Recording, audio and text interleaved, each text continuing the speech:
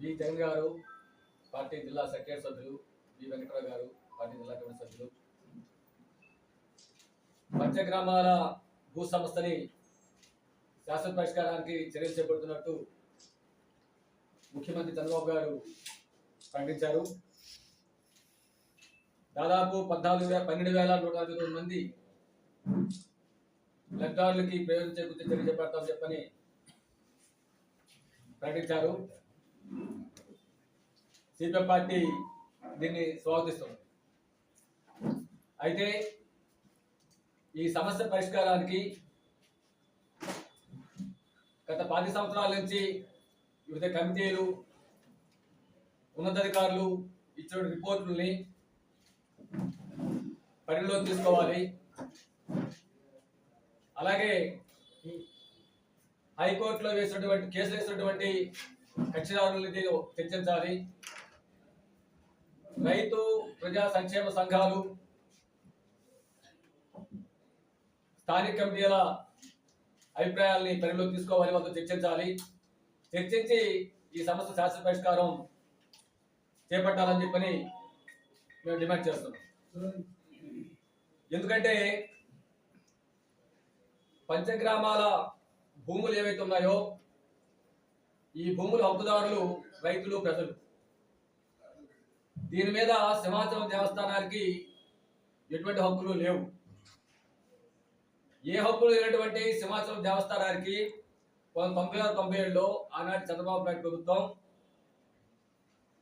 అప్పుడు ఉన్నటువంటి చిరగదిలి పెందుర్తి ఎంఆర్ఓ ద్వారా 9,069 ఎకరాల భూములకి పట్టాలు జారీ చేశారు.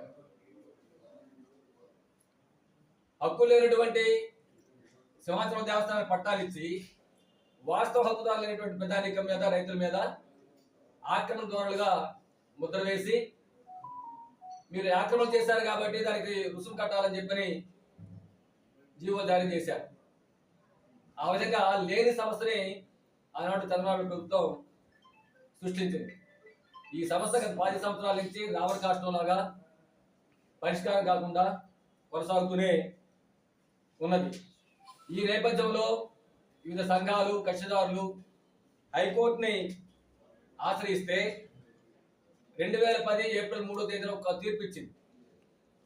ఆ తీర్పు ప్రకారంగా మొత్తం ఈ భూముల్ని సర్వే చేయాలని చెప్పని కోర్టు ఆదేశించింది. రెండోది 2014లో సిపిఎం పార్టీ కూడా కేసు వేసింది. ఎందుకంటే హైకోర్టు ఇచ్చిన ఆదేశాలు అమలు చేయలేదు ప్రభుత్వం అని చెప్పని 2014లో మరో కేసు సిపిఎం పార్టీ వేసింది. దీన్ని కూడా పరిగణలోకి తీసుకున్నటువంటి హైకోర్టు దీని మీద సమగ్ర విచారణ కోసం 3 ఉన్నతాధికారులతో ఒక కమిటీ వేయాలని చెప్పని 6 నెలల్లో ఆ కమిటీ రిపోర్ట్ మాకు సబ్మిట్ చేయాలని చెప్పని హైకోర్టు ఆదేశాలు జారీ చేసింది. దాని ప్రకారంగా ఆనాటి రాష్ట్ర ప్రభుత్వం 3తో కమిటీ వేసింది. ఆ కమిటీ ఇచ్చిన రిపోర్ట్ ఏంటంటే సింహాచలం దేవస్థానానికి సంపూర్ణ హక్కులు లేవు.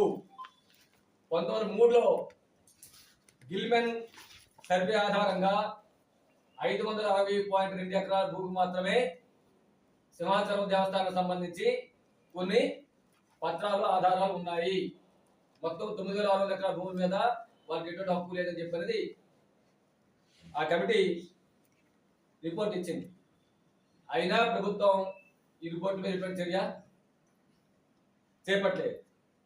దీని మీద మళ్ళీ 2017 జూలై 24వ తేదీన హైకోర్టు దగ్గర వివిధ సంఘాలు, కక్షిదారులు, దీనివల్ల ఇబ్బంది పడేవాళ్ళు, రైతులు వేసిన 44 కేసులు ఉన్నాయి.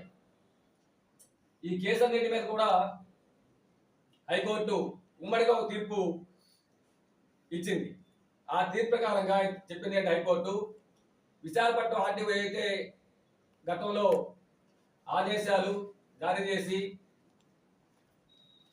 భూములకు సంబంధించిన వాస్తవాలని ఆయన కోర్టు ముందు ఉంచారో, అంటే సింహాచలం దేవస్థానానికి 560 ఎకరాలు తప్ప మిగతా భూముల మీద ఆధారాలు ఏమని చెప్పి తీర్పు ఇచ్చారో దాన్ని పరిగణలో తీసుకోవాలి, మొత్తం సమగ్ర విచారణ చేపించాలని చెప్పని హైకోర్టు మళ్ళీ తీర్పు ఇచ్చింది. 2017 తీర్పు ఇచ్చినా సరే ఇంతవరకు దీనికి గతి లేదు. ప్రారంభంలో చంద్రబాబు ప్రభుత్వం కానీ, తర్వాత రాజశేఖర ప్రభుత్వం కానీ, తర్వాత వచ్చినటువంటి జగన్మోహన్ రెడ్డి ప్రభుత్వం కానీ, ఈ ప్రభుత్వాలు ఏవి కూడా సమస్యలు పరిష్కారం చేస్తాం, ప్రజలకు ఇబ్బందులు లేకుండా చేస్తామని చెప్పని అనేక కమిటీలు వేయడం కానీ, లేకపోతే జీవో జారీ చేయడం కానీ ఇట్లాంటివన్నీ చేపట్టారు. కానీ ఇంతవరకు 10 సంవత్సరాలు సమస్యకి శాశ్వత పరిష్కారం కొనగొనలేదు. అందుకని ఇప్పటికైనా సరే చంద్రబాబు ప్రభుత్వం చిత్తశుద్ధితో తన ఇచ్చిన మాట ప్రకారంగా పంచగ్రామాల భూ సమస్యని శాశ్వతంగా పరిష్కారం చేయాలి. పరిష్కారం చేయడం చెప్పారంటే ఖచ్చితంగా గతంలో ఇచ్చిన కోర్టు ఇచ్చిన తీర్పుల్ని, ఉన్నతాధికారులు ఇచ్చినటువంటి ఆదేశాలని అమలు కోసం పూనుకోవాలి. రెండవది, రైతు సంఘాలు, స్థానిక ప్రజా సంఘాలని ఈ చర్చల్లో భాగస్వామ్యం చేయాలి. వాస్తవ లబ్ధిదారులైనటువంటి హక్కుదారులైనటువంటి రైతుల్ని చర్చించాలి.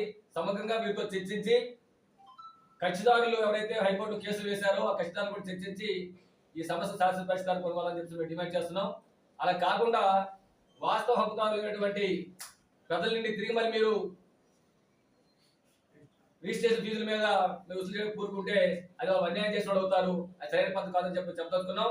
దీనికి అనుగుణంగా ప్రభుత్వం చర్యలు చేపట్టాలని చెప్పని సిపిఎం పార్టీ విశాఖ జిల్లా కమిటీగా మేము డిమాండ్ చేస్తా ఉన్నాం.